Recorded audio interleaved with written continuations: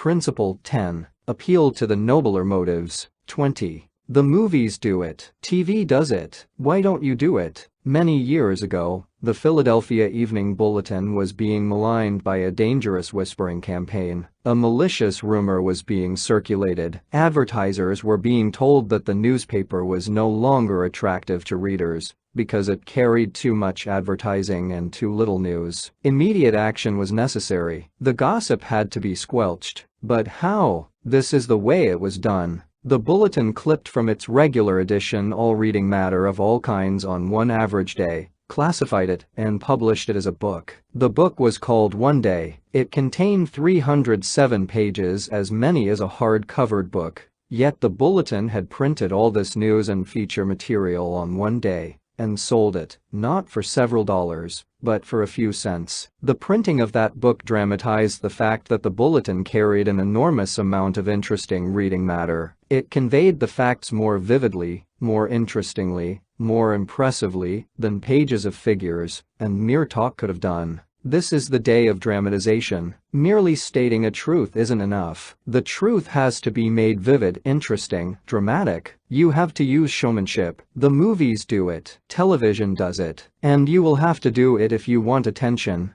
Experts in window display know the power of dramatization. For example, the manufacturers of a new rat poison gave dealers a window display that included 2 live rats. The week the rats were shown, sales zoomed to 5 times their normal rate. Television commercials abound with examples of the use of dramatic techniques in selling products. Sit down one evening in front of your television set and analyze what the advertisers do in each of their presentations. You will note how an antacid medicine changes the color of the acid in a test tube while its competitor doesn't. How one brand of soap or detergent gets a greasy shirt clean when the other brand leaves it gray. You'll see a car maneuver around a series of turns and curves far better than just being told about it. Happy faces will show contentment with a variety of products. All of these dramatize for the viewer the advantages offered by whatever is being sold, and they do get people to buy them. You can dramatize your ideas in business or in any other aspect of your life. It's easy. Jim Yeamans, who sells for the NCR Company, National Cash Register, in Richmond, Virginia, told how he made a sale by dramatic demonstration.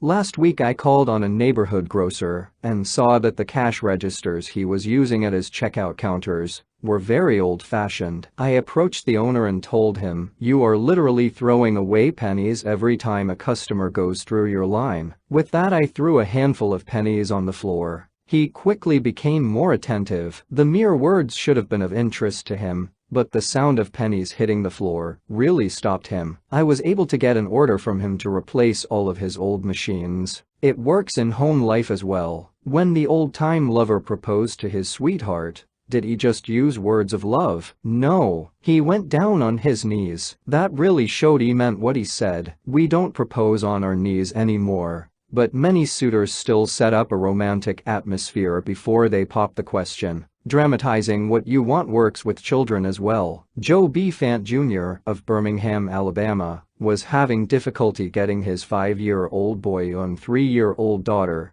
to pick up their toys, so he invented a train. Joey was the engineer, Captain Casey Jones, on his tricycle. Janet's wagon was attached, and in the evening she loaded all the coal on the caboose, her wagon, and then jumped in while her brother drove her around the room. In this way the room was cleaned up without lectures, arguments or threats. Mary Catherine Wolfe of Mishawaka, Indiana, was having some problems at work and decided that she had to discuss them with the boss. On Monday morning she requested an appointment with him but was told he was very busy and she should arrange with his secretary for an appointment later in the week. The secretary indicated that his schedule was very tight, but she would try to fit her in. Ms. Wolfe described what happened. "I did not get a reply from her all week long. Whenever I questioned her, she would give me a reason why the boss could not see me. Friday morning came and I had heard nothing definite. I really wanted to see him and discuss my problems before the weekend, so I asked myself how I could get him to see me. What I finally did was this. I wrote him a formal letter. I indicated in the letter that I fully understood how extremely busy he was all week, but it was important that I speak with him. I enclosed a form letter in the self-addressed envelope and asked him to please fill it out, or ask his secretary to do it and return it to me. The form letter read as follows: Ms. Wolf, I will be able to see you on at AM PM. I will give you minutes of my time. I put this letter in his in-basket at 11 a.m. At 2 p.m. I checked my mailbox. There was my self-addressed envelope. He had answered my form letter himself and indicated he could see me that afternoon and could give me 10 minutes of his time. I met with him and we talked for over an hour and resolved my problems. If I had not dramatized to him the fact that I really wanted to see him, I would probably be still waiting for an appointment. James B. Boynton had to present a lengthy market report. His firm had just finished an exhaustive study for a leading brand of cold cream. Data were needed immediately about the competition in this market. The prospective customer was one of the biggest and most formidable men in the advertising business, and his first approach failed almost before he began. The first time I went in, Mr. Boynton explains, I found myself sidetracked into a futile discussion of the methods used in the investigation. He argued and I argued. He told me I was wrong, and I tried to prove that I was right. I finally won my point, to my own satisfaction, but my time was up. The interview was over, and I still hadn't produced results. The second time, I didn't bother with tabulations of figures and data. I went to see this man. I dramatized my facts. As I entered his office, he was busy on the phone. While he finished his conversation, I opened a suitcase and dumped 32 jars of cold cream on top of his desk, all products. He knew all competitors of his cream. On each jar, I had a tag itemizing the results of the trade investigation, and each tag told its story briefly, dramatically. What happened? There was no longer an argument. Here was something new, something different. He picked up first one and then another of the jars of cold cream and read the information on the tag. A friendly conversation developed. He asked additional questions. He was intensely interested. He had originally given me only 10 minutes to present my facts. But 10 minutes passed, 20 minutes, 40 minutes, and at the end of an hour we were still talking. I was presenting the same facts this time that I had presented previously, but this time I was using dramatization, showmanship, and what a difference it made. Principle 11. Dramatize your ideas. 21. When nothing else works, try this. Charles Schwab had a mill manager whose people weren't producing their quota of work. How is it, Schwab asked him, that a manager as capable as you can't make this mill turn out what it should? I don't know, the manager replied. I've coaxed the men, I've pushed them, I've sworn and cussed, I've threatened them with damnation and being fired, but nothing works. They just won't produce. This conversation took place at the end of the day, just before the night shift came on. Schwab asked the manager for a piece of chalk, then, turning to the nearest man, asked, how many heats did your shift make today? 6. Without another word, Schwab chalked a big figure 6 on the floor and walked away. When the night shift came in, they saw the 6 and asked what it meant. The big boss was in here today, the day, people said. He asked us how many heats we made, and we told him 6. He chalked it down on the floor. The next morning Schwab walked through the mill again. The night shift had rubbed out 6 and replaced it with a big 7. When the day shift reported for work the next morning, they saw a big 7 chalked on the floor. So the night shift thought they were better than the day shift, did they? Well, they would show the night shift a thing or two. The crew pitched in with enthusiasm, and when they quit that night, they left behind them an enormous, swaggering 10. Things were stepping up. Shortly this mill, which had been lagging way behind in production, was turning out more work than any other mill in the plant. The principle. Let Charles Schwab say it in his own words. The way to get things done, say Schwab, is to stimulate competition. I do not mean in a sordid, money-getting way, but in the desire to excel. The desire to excel, the challenge, throwing down the gauntlet, an infallible way of appealing to people of spirit.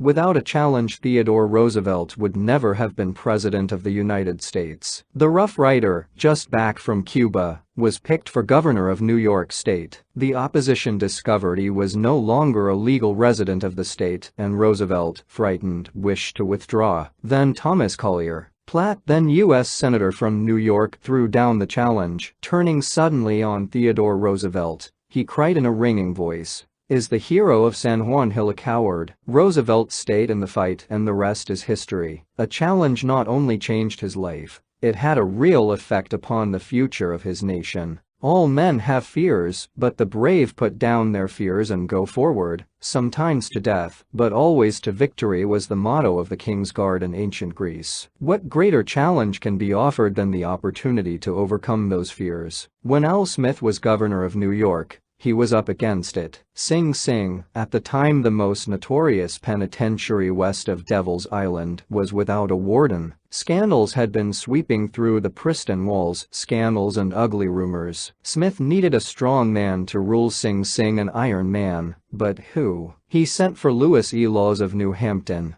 "How about going up to take charge of Sing Sing?" he said jovially when Laws stood before him. "They need a man up there with experience." Laws was flabbergasted. He knew the dangers of Sing Sing. It was a political appointment, subject to the vagaries of political whims. Wardens had come and gone, one had lasted only 3 weeks. He had a career to consider. Was it worth the risk? Then Smith, who saw his hesitation, leaned back in his chair and smiled. "Young fellow," he said, "I don't blame you for being scared. It's a tough spot. It'll take a big person to go up there and stay." So Smith was throwing down a challenge, was he? Laws liked the idea of attempting a job that called for someone big. So he went, and he stayed. He stayed to become the most famous warden of his time. His book 20,000 Years in Sing Sing sold into the hundreds of thousands of copies. His broadcasts on the air and his stories of prison life have inspired dozens of movies. His humanizing of criminals wrought miracles in the way of prison reform.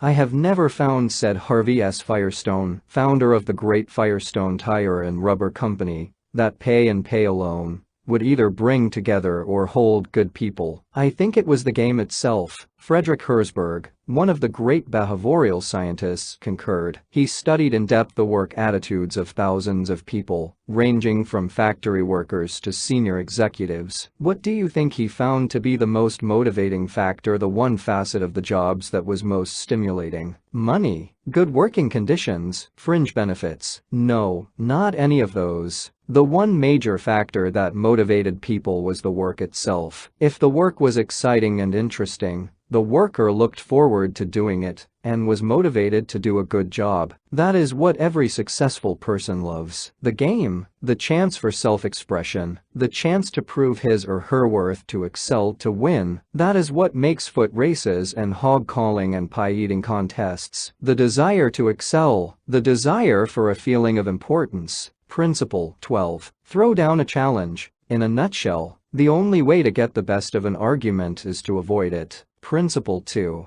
Show respect for the other person's opinions. Never say, "You're wrong." Principle 3. If you are wrong, admit it quickly and emphatically. Principle 4. Begin in a friendly way. Principle 5. Get the other person saying yes, yes immediately. Principle 6. Let the other person do a great deal of the talking. Principle 7. Let the other person feel that the idea is his or hers. Principle 8. Try honestly to see things from the other person's point of view. Principle 9. Be sympathetic with the other person's ideas and desires. Principle 10. Appeal to the nobler motives. Principle 11. Dramatize your ideas. Principle 12. Throw down a challenge. Part 4. Be a leader. How to change people without giving offense or arousing resentment. 22. If you must find fault, this is the way to begin. A friend of mine was a guest at the White House for a weekend during the administration of Calvin Coolidge. Drifting into the president's private office, he heard Coolidge say to one of his secretaries, "That's a pretty dress you are wearing this morning,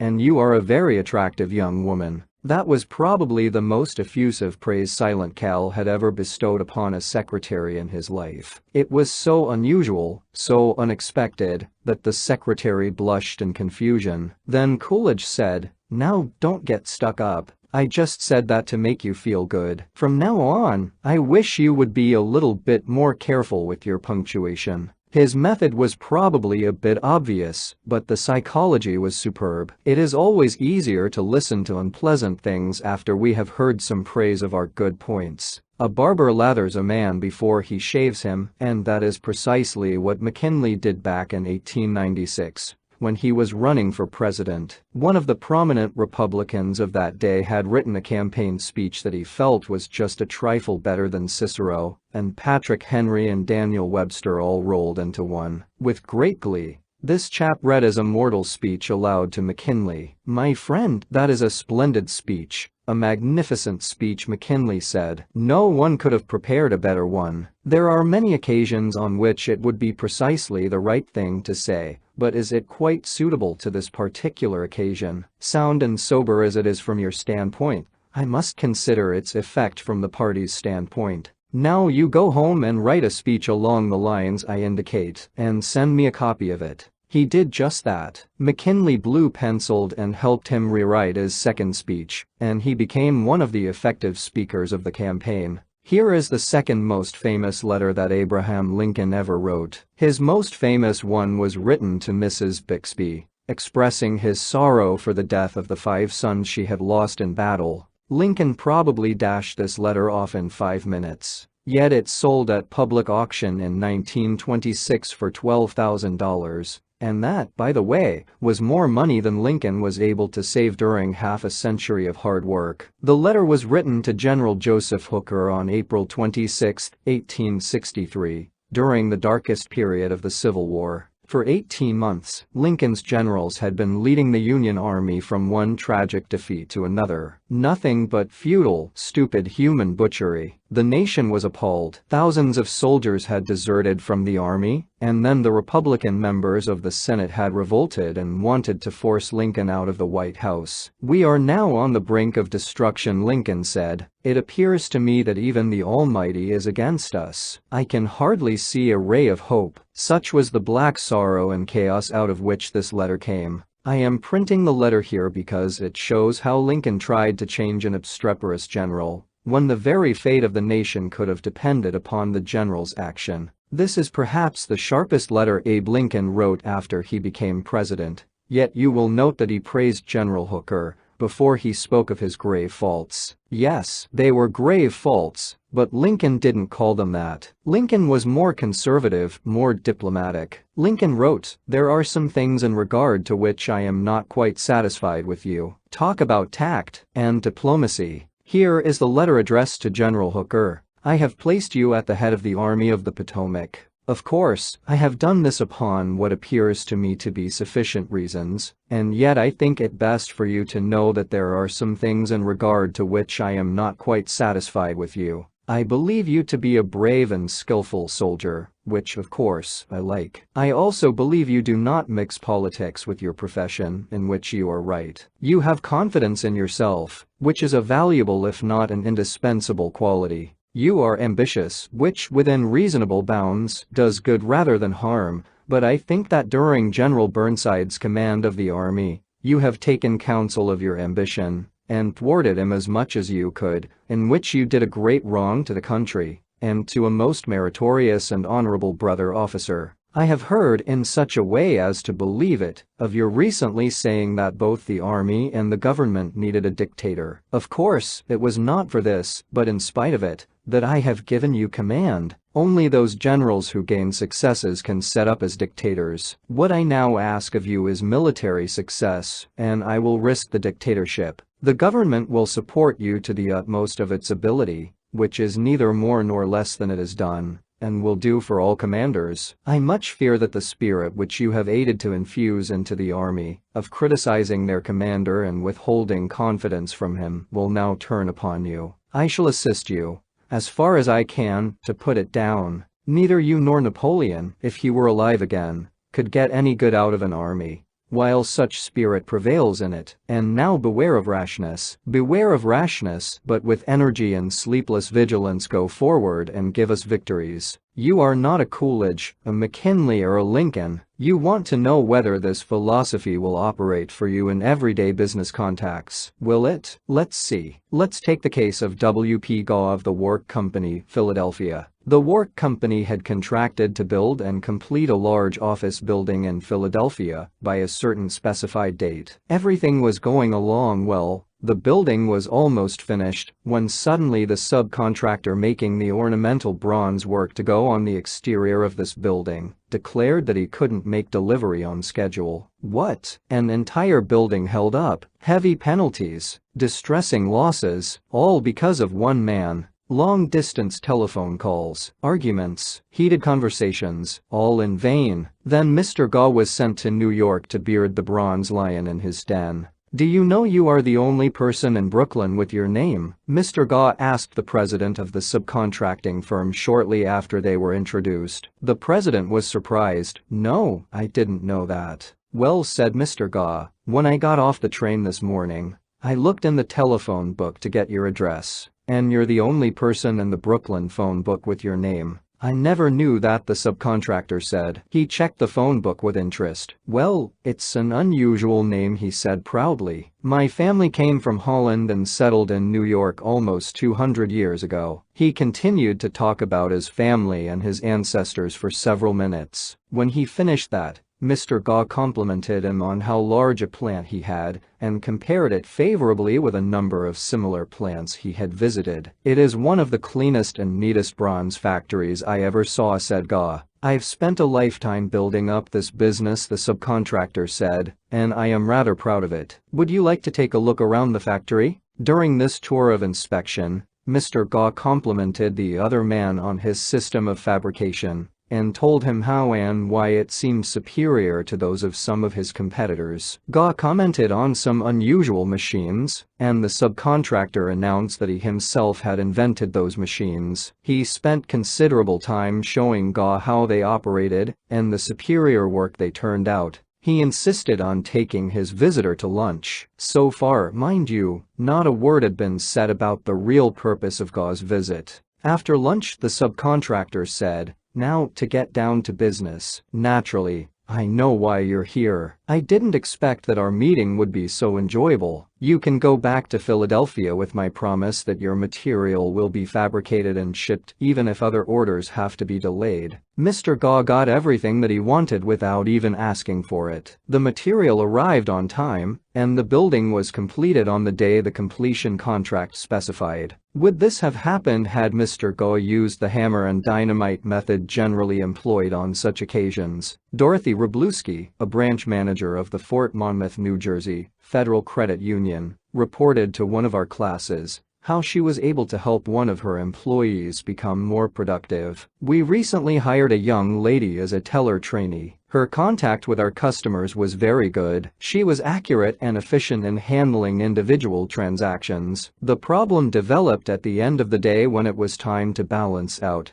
The head teller came to me and strongly suggested that I fire this woman. She is holding up everyone else because she is so slow in balancing out. I've shown her over and over, but she can't get it. She's got to go." The next day I observed her working quickly and accurately when handling the normal everyday transactions, and she was very pleasant with our customers. It didn't take long to discover why she had trouble balancing out. After the office closed, I went over to talk with her. She was obviously nervous and upset. I praised her for being so friendly and outgoing with the customers and complimented her for the accuracy and speed used in that work. I then suggested we review the procedure we use in balancing the cash drawer. Once she realized I had confidence in her, she easily followed my suggestions and soon mastered this function. We have had no problems with her since then. Beginning with praise is like the dentist who begins his work with Novocaine. The patient still gets a drilling,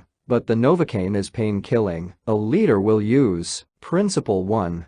23. How to criticize and not be hated for it. Charles Schwab was passing through one of his steel mills one day at noon. when he came across some of his employees smoking. Immediately above their heads was a sign that said no smoking. Did Schwab point to the sign and say, "Can't you read?" Oh no, not Schwab. He walked over to the men, handed each one a cigar, and said, "I'll appreciate it, boys, if you will smoke these on the outside." They knew that they had broken a rule, and they admired him because he said nothing about it and gave them a little present and made them feel important. Couldn't keep from loving a man like that, could you? John Wanamaker used the same technique. Wanamaker used to make a tour of his great store in Philadelphia every day. Once he saw a customer waiting at a counter. No one was paying the slightest attention to her. The salespeople, oh, they were in a huddle at the far end of the counter laughing and talking among themselves. Wanamaker didn't say a word, quietly slipping behind the counter. He waited on the woman himself and then handed the purchase to the salespeople to be wrapped as he went on his way. Public officials are often criticized for not being accessible to their constituents. They are busy people, and the fault sometimes lies in overprotective assistants who don't want to overburden their bosses with too many visitors. Carl Langford, who has been mayor of Orlando, Florida, the home of Disney World, for many years, frequently admonished his staff to allow people to see him, claimed he had an open-door policy, yet the citizens of his community were blocked by secretaries and administrators when they called. Finally, the mayor found the solution. He removed the door from his office. His aides got the message, and the mayor has had a truly open administration since the day his door was symbolically thrown away. Simply changing one three-letter word can often spell the difference between failure and success in changing people, without giving offense or arousing resentment. Many people begin their criticism with sincere praise, followed by the word "but" and ending with a critical statement. For example, in trying to change a child's careless attitude toward studies, we might say, "We're really proud of you, Johnny, for raising your grades this term, but if you had worked harder on your algebra, the results would have been better." In this case, Johnny might feel encouraged until he heard the word "but." He might then question the sincerity of the original praise. To him, the praise seemed only to be a contrived lead-in to a critical inference of failure. Credibility would be strained, and we probably would not achieve our objectives of changing Johnny's attitude toward his studies. This could be easily overcome by changing the word "but" to "and." "We're really proud of you, Johnny, for raising your grades this term, and by continuing the same conscientious efforts next term, your algebra grade can be up with all the others." Now, Johnny would accept the praise because there was no follow-up of an inference of failure. We have called his attention to the behavior we wish to change indirectly, and the chances are he will try to live up to our expectations. Calling attention to one's mistakes indirectly works wonders with sensitive people who may resent bitterly any direct criticism. Marge Jacob of Woonsocket, Rhode Island, told one of our classes how she convinced some sloppy construction workers to clean up after themselves when they were building additions to her house. For the first few days of the work, when Mrs. Jacob returned from her job, she noticed that the yard was strewn with the cut ends of lumber. She didn't want to antagonize the builders, because they did excellent work. So after the workers had gone home, she and her children picked up and neatly piled all the lumber debris in a corner. The following morning she called the foreman to one side and said, "I'm really pleased with the way the front lawn was left last night. It is nice and clean and does not offend the neighbors." From that day forward, the workers picked up and piled the debris to one side, and the foreman came in each day, seeking approval of the condition the lawn was left in after a day's work. One of the major areas of controversy between members of the Army Reserves and their regular Army trainers is haircuts. The reservists consider themselves civilians, which they are most of the time, and resent having to cut their hair short. Master Sergeant Harley Kaiser of the 542nd User School addressed himself to this problem when he was working with a group of reserve non-commissioned officers. As an old-time regular Army Master Sergeant, he might have been expected to yell at his troops and threaten them. Instead, he chose to make his point indirectly. "Gentlemen," he started, "you are leaders. You will be most effective when you lead by example. You must be the example for your men to follow. You know what the Army regulations say about haircuts. I am going to get my hair cut today. although it is still much shorter than some of yours. You look at yourself in the mirror, and if you feel you need a haircut to be a good example, we'll arrange time for you to visit the post-barbership. The result was predictable. Several of the candidates did look in the mirror and went to the barber shop that afternoon and received regulation haircuts. Sergeant Kaiser commented the next morning that he already could see the development of leadership qualities in some of the members of the squad. On March 8, 1887, the eloquent Henry Ward Beecher died. The following Sunday, Lyman Abbott was invited to speak in the pulpit left silent by Beecher's passing. Eager to do his best, he wrote, rewrote and polished his sermon with the meticulous care of a Flaubert. Then he read it to his wife. It was poor as most written speeches are. She might have said, if she had had less judgment, Lyman, that is terrible. That'll never do. You'll put people to sleep. It reads like an encyclopedia. You ought to know better than that after all the years you have been preaching. For heaven's sake, why don't you talk like a human being? Why don't you act natural? You'll disgrace yourself if you ever read that stuff. That's what she might have said, and, if she had, you know what would have happened, and she knew too. So, she merely remarked that it would make an excellent article for the North American Review. In other words, she praised it and at the same time subtly suggested that it wouldn't do as a speech. Lyman Abbott saw the point, tore up his carefully prepared manuscript, and preached without even using notes. An effective way to correct others' mistakes is, Principle 2. Call attention to people's mistakes indirectly. 24. Talk about your own mistakes first. My niece Josephine Carnegie had come to New York to be my secretary. She was 19, had graduated from high school 3 years previously, and her business experience was a trifle more than zero. She became one of the most proficient secretaries west of Suez, but in the beginning, she was susceptible to improvement. One day when I started to criticize her, I said to myself, just a minute, Dale Carnegie, just a minute. You are twice as old as Josephine. You have had 10,000 times as much business experience. How can you possibly expect her to have your viewpoint, your judgment, your initiative, mediocre though they may be? And just a minute, Dale. What were you doing at 19? Remember the asinine mistakes and blunders you made. Remember the time you did this and that. After thinking the matter over, honestly and impartially, I concluded that Josephine's batting average at 19 was better than mine had been, and that, I'm sorry to confess, isn't paying Josephine much of a compliment. So after that, when I wanted to call Josephine's attention to a mistake, I used to begin by saying, you have made a mistake, Josephine, but the Lord knows, it's no worse than many I have made. You were not born with judgment, that comes only with experience, and you are better than I was at your age. I have been guilty of so many stupid, silly things myself. I have very little inclination to criticize you or anyone, but don't you think it would have been wiser if you had done so and so? It isn't nearly so difficult to listen to a recital of your faults, if the person criticizing begins by humbly admitting that he, too, is far from impeccable. E.g. Dilly Stone, an engineer in Brandon, Manitoba, Canada, was having problems with his new secretary. Letters he dictated were coming to his desk for signature with 2 or 3 spelling mistakes per page. Mr. Dilly Stone reported how he handled this. When the next letter came to my attention that had errors in it,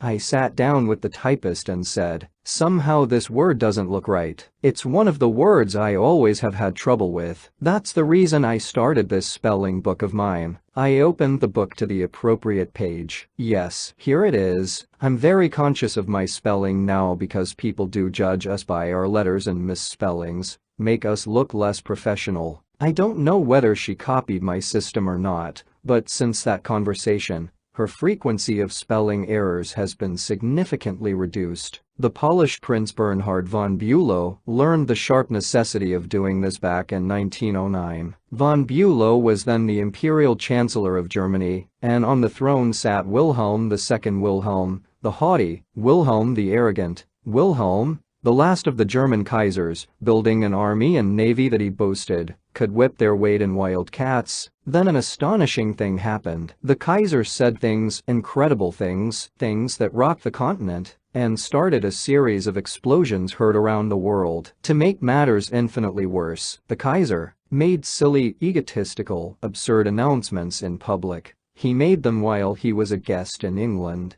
and he gave his royal permission to have them printed in the Daily Telegraph. For example, he declared that he was the only German who felt friendly toward the English, that he was constructing a navy against the menace of Japan, that he, and he alone, had saved England from being humbled in the dust by Russia and France, that it had been his campaign plan that enabled England's Lord Roberts to defeat the Boers in South Africa, and so on and on. No other such amazing words had ever fallen from the lips of a European king in peacetime within 100 years. The entire continent buzzed with the fury of a hornet's nest. England was incensed. German statesmen were aghast. And in the midst of all this consternation, the Kaiser became panicky and suggested to Prince von Bülow, the imperial chancellor, that he take the blame. Yes, he wanted von Bülow to announce that it was all his responsibility, that he had advised his monarch to say these incredible things. But Your Majesty, von Bülow protested,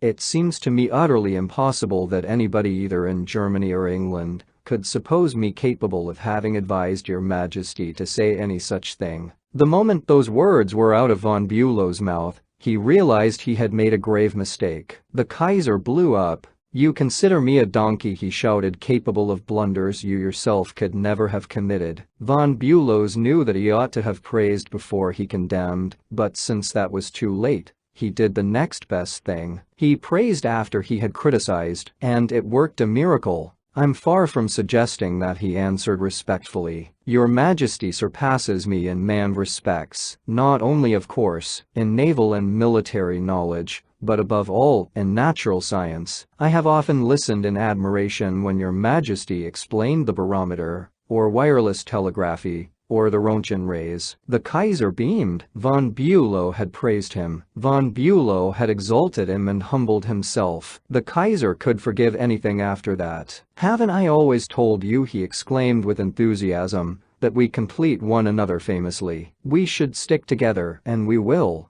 He shook hands with von Bülow, not once, but several times, and later in the day he waxed so enthusiastic that he exclaimed with doubled fists, if anyone says anything to me against Prince von Bülow, I shall punch him in the nose. Von Bülow saved himself in time, but, canny diplomat that he was, he nevertheless had made one error. He should have begun by talking about his own shortcomings and Wilhelm's superiority, not by intimating that the Kaiser was a half-wit in need of a guardian. If a few sentences humbling oneself and praising the other party can turn a haughty, insulted Kaiser into a staunch friend, imagine what humility and praise can do for you and me in our daily contacts. Rightfully used, they will work veritable miracles in human relations. Admitting one's own mistakes even when one hasn't corrected them can help convince somebody to change his behavior. This was illustrated more recently by Clarence Serhioson of Timonium, Maryland, when he discovered his 15-year-old son was experimenting with cigarettes. Naturally, I didn't want David to smoke, Mr. Serhioson told us,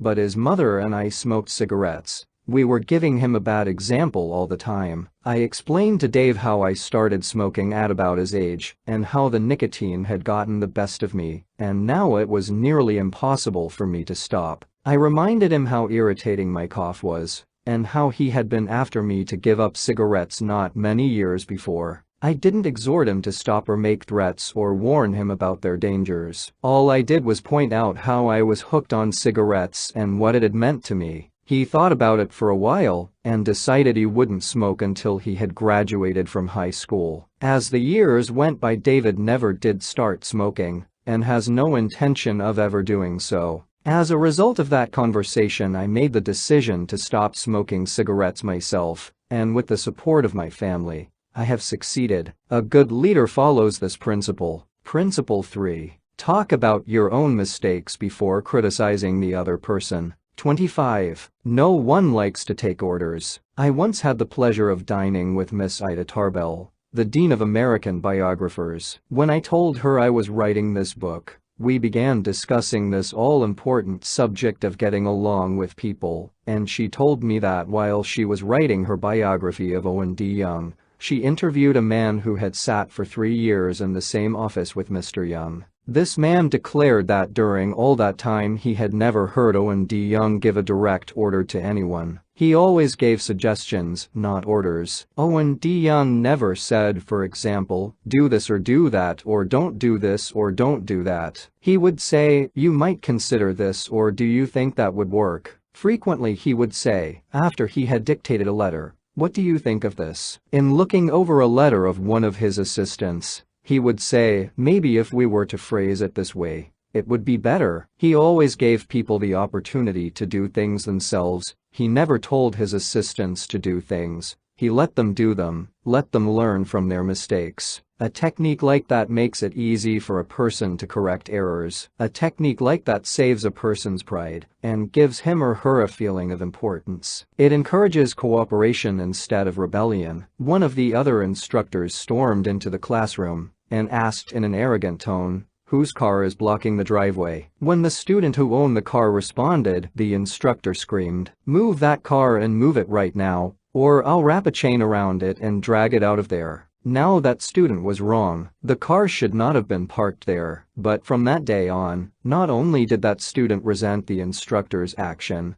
but all the students in the class did everything they could to give the instructor a hard time and make his job unpleasant. How could he have handled it differently if he had asked in a friendly way, whose car is in the driveway, and then suggested that if it were moved, other cars could get in and out? The student would have gladly moved it, and neither he nor his classmates would have been upset and resentful. Asking questions not only makes an order more palatable, it often stimulates the creativity of the persons whom you ask. People are more likely to accept an order if they have had a part in the decision that caused the order to be issued. When Ian MacDonald of Johannesburg, South Africa, the general manager of a small manufacturing plant specializing in precision machine parts, had the opportunity to accept a very large order, he was convinced that he would not meet the promised delivery date. The work already scheduled in the shop and the short completion time needed for this order made it seem impossible for him to accept the order. Instead of pushing his people to accelerate their work and rush the order through, he called everybody together, explained the situation to them, and told them how much it would mean to the company and to them if they could make it possible to produce the order on time. Then he started asking questions. Is there anything we can do to handle this order? Can anyone think of different ways to process it through the shop that will make it possible to take the order? Is there any way to adjust our hours or personnel assignments that would help? The employees came up with many ideas and insisted that he take the order. They approached it with a we can do it attitude, and the order was accepted, produced and delivered on time. An effective leader will use Principle 4. Ask questions instead of giving direct orders. 26. Let the other person save face. Years ago, the General Electric Company was faced with the delicate task of removing Charles Steinmetz from the head of a department. Steinmetz, a genius of the first magnitude when it came to electricity, was a failure as the head of the calculating department. Yet the company didn't dare offend the man. He was indispensable and highly sensitive, so they gave him a new title. They made him consulting engineer of the General Electric Company, a new title for work he was already doing, and let someone else head up the department. Steinmetz was happy. So were the officers of GE. They had gently maneuvered their most temperamental star, and they had done it without a storm by letting him save face. Letting one save face. How important, how vitally important that is, and how few of us ever stop to think of it. We ride roughshod over the feelings of others, getting our own way, finding fault, issuing threats, criticizing a child or an employee in front of others, without even considering the hurt to the other person's pride. Whereas a few minutes' thought, a considerate word or two, a genuine understanding of the other person's attitude, would go so far toward alleviating the sting. Let's remember that the next time we are faced with the distasteful necessity of discharging or reprimanding an employee, firing employees is not much fun. Getting fired is even less fun. I'm quoting now from a letter written me by Marshall A. Granger, a certified public accountant. Our business is mostly seasonal, therefore we have to let a lot of people go after the income tax rush is over. It's a byword in our profession that no one enjoys wielding the axe. Consequently, the custom has developed of getting it over as soon as possible, and usually in the following way. Sit down, Mr. Smith. The season's over, and we don't seem to see any more assignments for you. Of course, you understood you were only employed for the busy season anyhow, etc., etc. The effect on these people is one of disappointment and a feeling of being let down. Most of them are in the accounting field for life, and they retain no particular love for the firm that drops them so casually. I recently decided to let our seasonal personnel go with a little more tact and consideration, so I call each one in only after carefully thinking over his or her work during the winter. And I've said something like this: Mr. Smith, you've done a fine job. If he has. That time we sent you to Newark, you had a tough assignment. You were on the spot, but you came through with flying colors. And we want you to know the firm is proud of you. You've got the stuff, you're going a long way.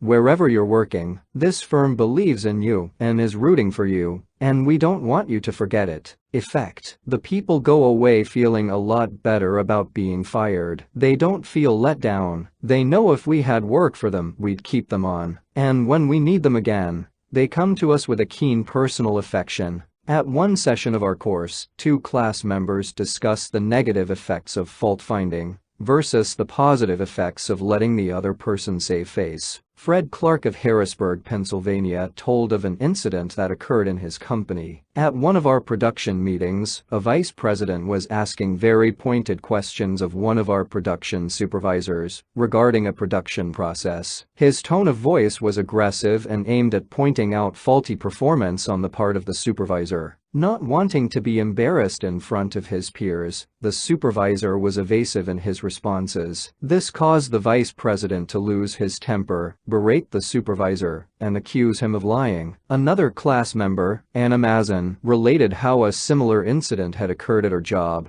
but what a difference in approach and results. Ms. Mazin, a marketing specialist for a food packer, was given her first major assignment, the test marketing of a new product. She told the class, "When the results of the test came in, I was devastated. I had made a serious error in my planning, and the entire test had to be done all over again. To make this worse, I had no time to discuss it with my boss before the meeting, in which I was to make my report on the project. When I was called on to give the report, I was shaking with fright. I had all I could do to keep from breaking down, but I resolved I would not cry and have all those men make remarks about women not being able to handle a management job because they are too emotional. I made my report briefly and stated that due to an error, I would repeat the study before the next meeting. I sat down, expecting my boss to blow up. He assured me, in front of all my colleagues, that he had faith in me, and I knew I had done my best, and that my lack of experience, not my lack of ability, was the reason for the failure. I left that meeting with my head in the air, and with the determination that I would never let that boss of mine down again. Even if we are right and the other person is definitely wrong, we only destroy ego by causing someone to lose face." The legendary French aviation pioneer and author Antoine de Saint-Exupéry wrote, "I have no right to say or do anything that diminishes a man in his own eyes. What matters is not what I think of him, but what he thinks of himself. Hurting a man in his dignity is a crime. A real leader will always follow." Principle 5. Let the other person save face. 27. How to spur people on to success. Pete Barlow was an old friend of mine. He had a dog and pony act and spent his life traveling with circuses and vaudeville shows. I loved to watch Pete train new dogs for his act. I noticed that the moment a dog showed the slightest improvement, Pete patted and praised him and gave him meat, and made a great to-do about it. That's nothing new. Animal trainers have been using that same technique for centuries. Why? I wonder, don't we use the same common sense when trying to change people that we use when trying to change dogs? Why don't we use meat instead of a whip? Why don't we use praise instead of condemnation? Let us praise even the slightest improvement. That inspires the other person to keep on improving.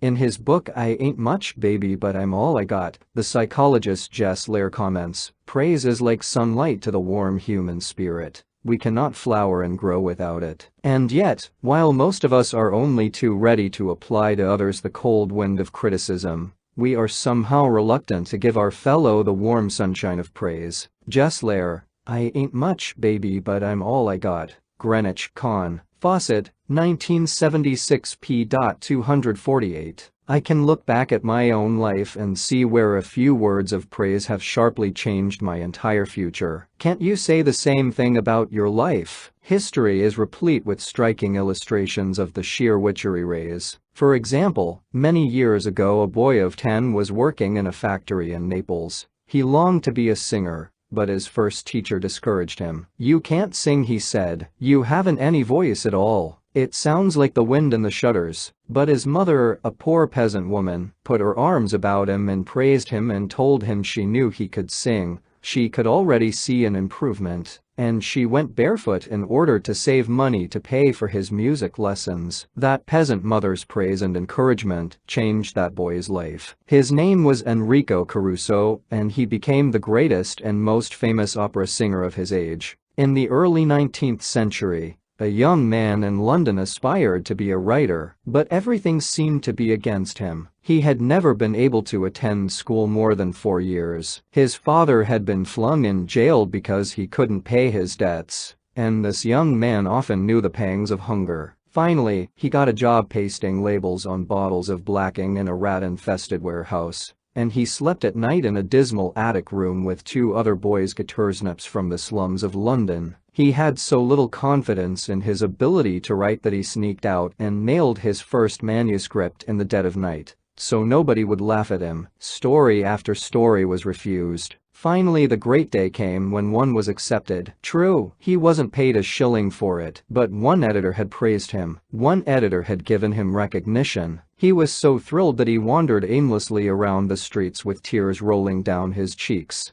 The praise, the recognition that he received through getting one story in print changed his whole life, for if it hadn't been for that encouragement, he might have spent his entire life working in rat-infested factories. You may have heard of that boy. His name was Charles Dickens. Another boy in London made his living as a clerk in a dry goods store. He had to get up at 5 o'clock, sweep out the store, and slave for 14 hours a day. It was sheer drudgery and he despised it. After 2 years, he could stand it no longer. So he got up one morning and, without waiting for breakfast, tramped 15 miles to talk to his mother, who was working as a housekeeper. He was frantic. He pleaded with her. He wept. He swore he would kill himself if he had to remain in the shop any longer. Then he wrote a long, pathetic letter to his old schoolmaster, declaring that he was heartbroken, that he no longer wanted to live. His old schoolmaster gave him a little praise and assured him that he really was very intelligent and fitted for finer things, and offered him a job as a teacher. That praise changed the future of that boy and made a lasting impression on the history of English literature. For that boy went on to write innumerable best-selling books and made over $1 million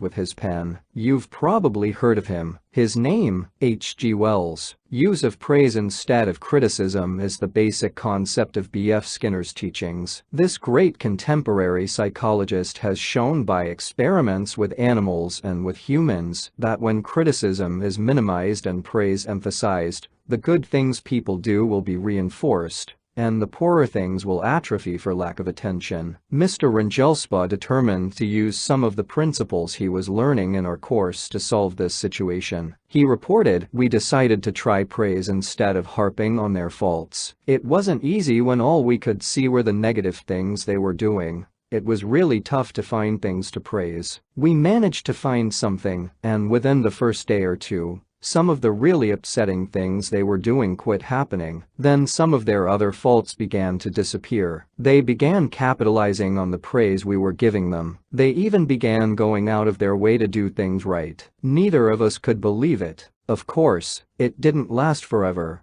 But the norm reached after things leveled off was so much better. It was no longer necessary to react the way we used to. The children were doing far more right things than wrong ones. All of this was a result of praising the slightest improvement in the children, rather than condemning everything they did wrong. This works on the job too. Keith Roper of Woodland Hills, California, applied this principle to a situation in his company.